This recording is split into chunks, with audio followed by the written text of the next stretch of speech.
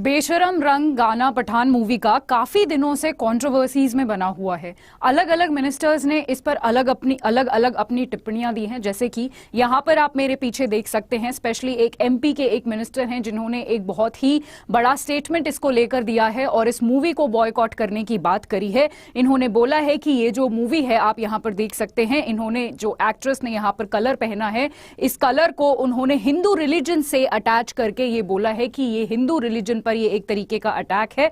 और ये जो पूरी मूवी है, ये जो पूरा गाना स्पेशली शूट किया गया है, ये एक सही मानसिकता के साथ, यानी एक डर्टी माइंडसेट के साथ, जो एग्जैक्टली उन्होंने शब्द यूज करे हैं उसके साथ शूट किया गया है। यहां तक कि उन्होंने ये भी बोल दिया है कि शाहरुख खान को ये जो बेसिकली ये जो गाना है या ये जो मूवी है, ये अपनी बेटी के साथ बैठकर देखनी चाहिए। मुझे लगता है कि ये एटलीस्ट उनको नहीं बोलना चाहिए था, ये उनको नहीं बोलना चाहिए था, उनका कोई हक नहीं है, ये उनको नहीं बोलना चाहिए था। ये थी एमपी के एक मिनिस्टर का बयान। उसके बाद महाराष्ट्र के भी कुछ मिनिस्टर्स ने इस पर बयान दिया है और ये बोला है कि अगर ये बेशरम रंग जो गाना है, अगर इस मूवी से नहीं हटाया गया तो इस मूवी को बंद कर दीजिए या फिर हम इस मूवी को नहीं आगे चलने देंगे। राइट। सो आज का ये जो पूरा मुद्दा है, ये हम देखेंगे। आज के मुद्दे में दो बड़ी चीजें हैं जो हम जानने की कोशिश करेंगे। ये कंट्रोवर्सी तो हम प्रिटी मच जान ही चुके हैं और हमने बहुत सारा न्यूज में और बहुत सारी जगह इसके बारे में पढ़ा होगा।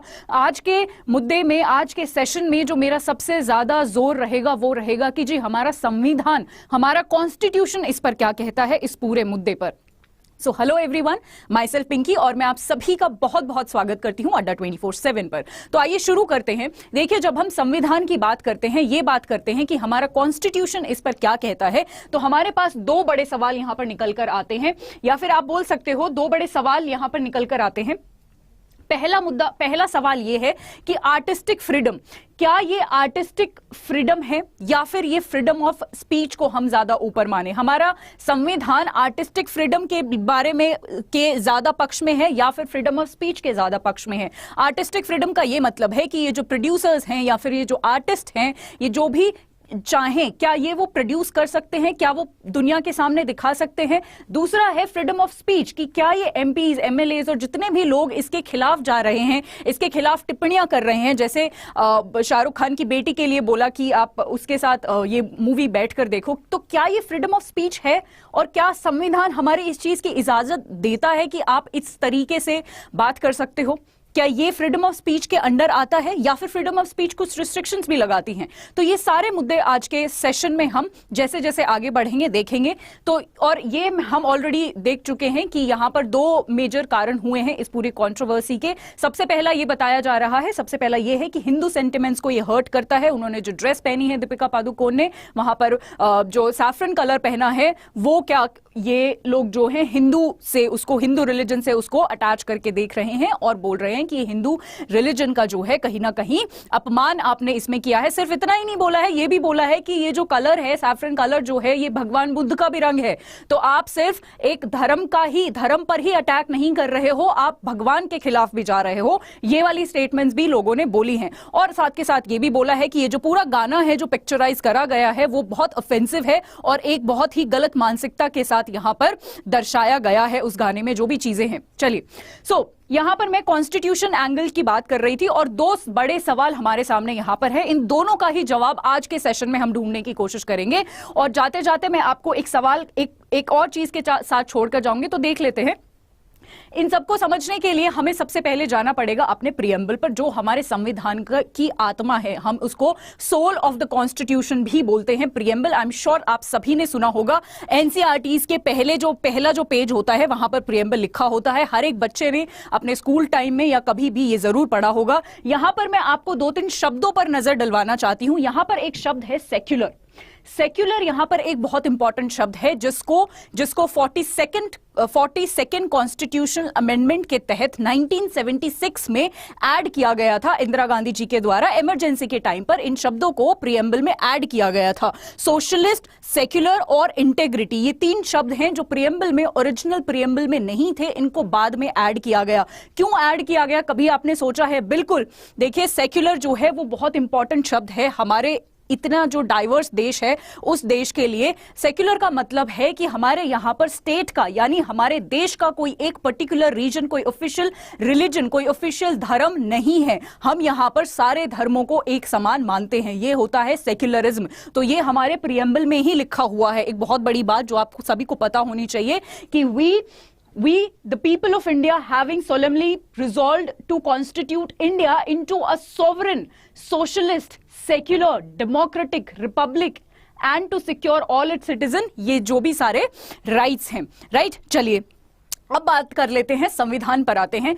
प्रियम्बल का पॉइंट ऑफ व्यू हमने देख लिया है कि प्रियम्बल में सेक्युलरिज्म को बहुत ज्यादा मान्यता दी गई है। अब बात कर लेते हैं संविधान। संविधान में ऐसे कौन से आर्टिकल्स हैं जो इस पूरे केस से रिलेटेड है। उसके लिए हमें जाना पड़ेगा फंडामेंटल राइट्स की तरफ, मौलिक अधिकार जो हमारे होते हैं, जो हमारे कॉन्स्टिट्यूशन के आर्टिकल नंबर 12 से 35 तक मेंशन है। और यहां पर इस केस में क्या क्या वो फंडामेंटल राइट्स इन्वॉल्व हैं वो हम जानेंगे। उससे पहले फंडामेंटल राइट्स को मैं एक बार बता देती हूं। जैसा कि मैंने बताया 12 से 35 तक इन्वॉल्व है।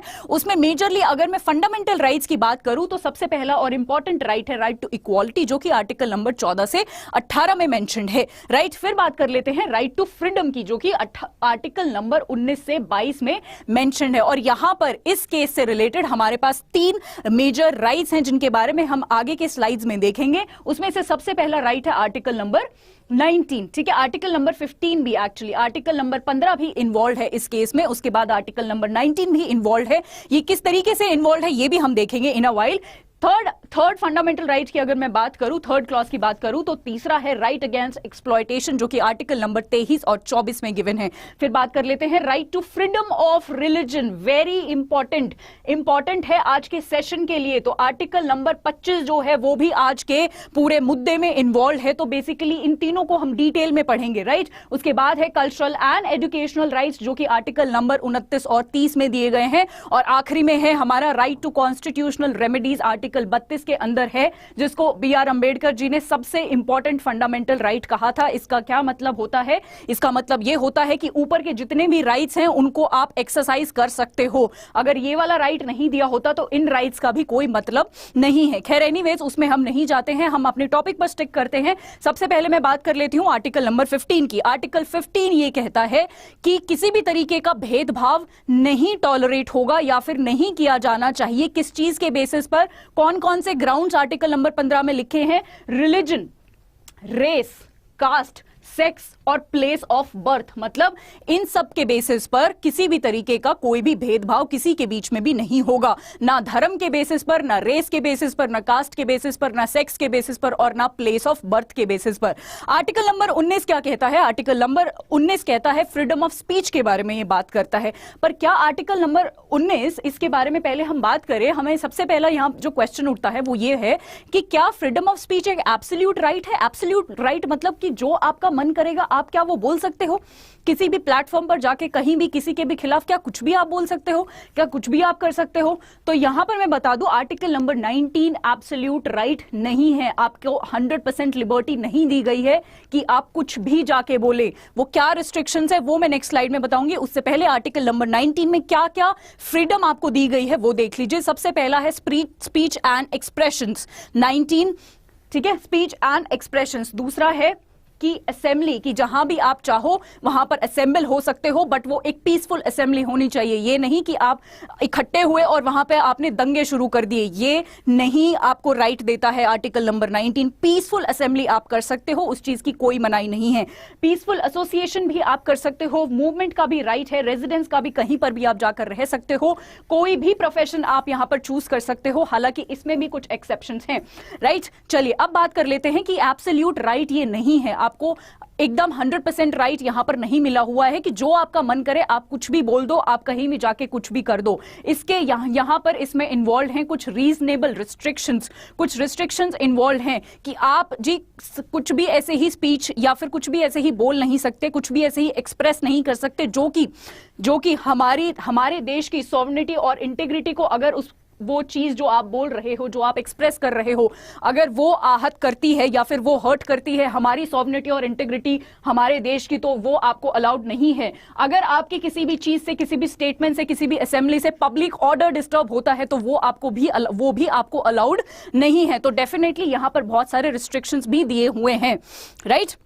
तो ये सारी चीजें बहुत बहुत जरूरी है आप सभी के लिए जानने के लिए। अब बात कर लेते हैं आर्टिकल नंबर 25 की। 25 ये कहता है कि जी आपके पास जो है वो हक है, आपका ये मौलिक अधिकार है, आपका ये फंडामेंटल राइट है कि आप जो है किसी भी धर्म को, किसी भी रिलीजन को प्रोफेस कर सकते हो, प्रैक्टिस कर सकते हो और प्रोपोगेट कर सकते हो। यानी किसी भी धर्म को आप मान सकते हो, उसको अपना सकते हो और उसको प्रोपोगेट कर सकते हो, ठीक है। तो ये भी एक राइट है जो हमारे आर्टिकल नंबर 25 में लिखा हुआ है, राइट। तो आई होप मैंने जो जितने भी कॉन्स्टिट्यूशनल एंगल्स हैं ना इस मुद्दे से जुड़े हुए, वो सारे कॉन्स्टिट्यूशनल एंगल्स मैंने आपको बता दिए हैं। अब आपसे लास्ट में जाते जाते एक ये सवाल मैं आपसे पूछना चाहती हूं। अगेन, जो 2 सवालों के साथ हमने अपना आज का लेक्चर शुरू किया था, उन्हीं 2 सवालों पे मैं एंड करना चाहती हूं कि क्या प्रोड्यूसर्स को, क्या एक्ट्रेस को ये ज्यादा ये राइट है कि उनके पास ये जो उनको आर्टिस्टिक फ्रीडम दी गई है, क्या उनको ये ज्यादा हक है? क्या कॉन्स्टिट्यूशन ने उनके हक के बारे में ज्यादा बात करी है या पक्ष लिया है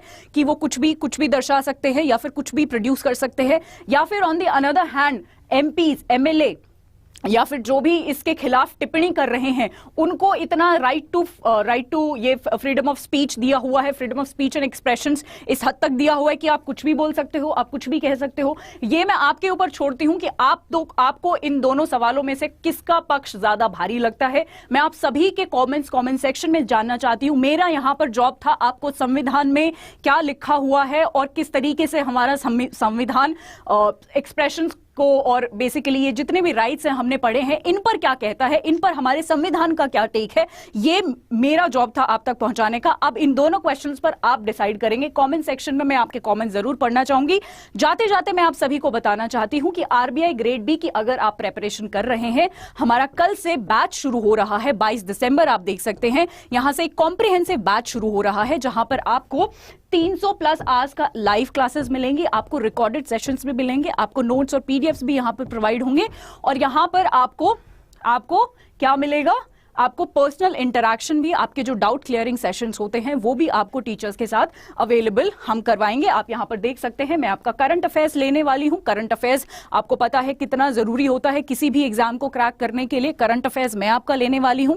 तो अगर आपको ये कोर्स ज्वाइन करना है तो kindly use this code Y674 और कल हम इसके साथ मिलते हैं। जाते जाते आप सभी को पता होगा द बिगर पिक्चर करके मेरा एक प्रोग्राम मैं सुबह सुबह रन करती हूं अड्डा 24/7 रेगुलेटरी बॉडीज पर। ये मेन चैनल है, बट ये वाला जो प्रोग्राम आता है द बिगर पिक्चर, जहां पर मैं करंट अफेयर्स कंडक्ट करवाती हूं हर एक कॉम्पिटिटिव एग्जाम के लिए। I want all of you कि आप सुबह 7 बजे मैं यहां पर लाइव जाती हूं, सुबह 7 बजे एक बारी मेरी क्लास में ज्वाइन करिए, एक बारी आकर देखिए। आई एम श्योर आप सभी को बहुत अच्छा लगेगा, बहुत सारे आपके डाउट्स क्लियर होंगे, क्योंकि मेरा अप्रोच हमेशा ये रहता है कि आपको फैक्ट्स भी करवाने हैं, उसके साथ साथ उसके पीछे की उस फैक्ट के और उस टॉपिक के पीछे के जितने भी कॉन्सेप्ट्स हैं वो भी मैं साथ के साथ वहां पर क्लियर करवाती हूं। किसी भी कॉम्पिटिटिव एग्जाम के लिए आप प्रिपेयर कर रहे हो, द बिगर पिक्चर आपका बहुत ज्यादा हेल्प करने वाला है करंट अफेयर्स के मामले में। आज के लिए इतना ही, कल मैं फिर से कुछ बर्निंग इश्यूज के साथ आपके साथ मिलूंगी। तब तक के लिए thank you so much, take care everyone and stay tuned.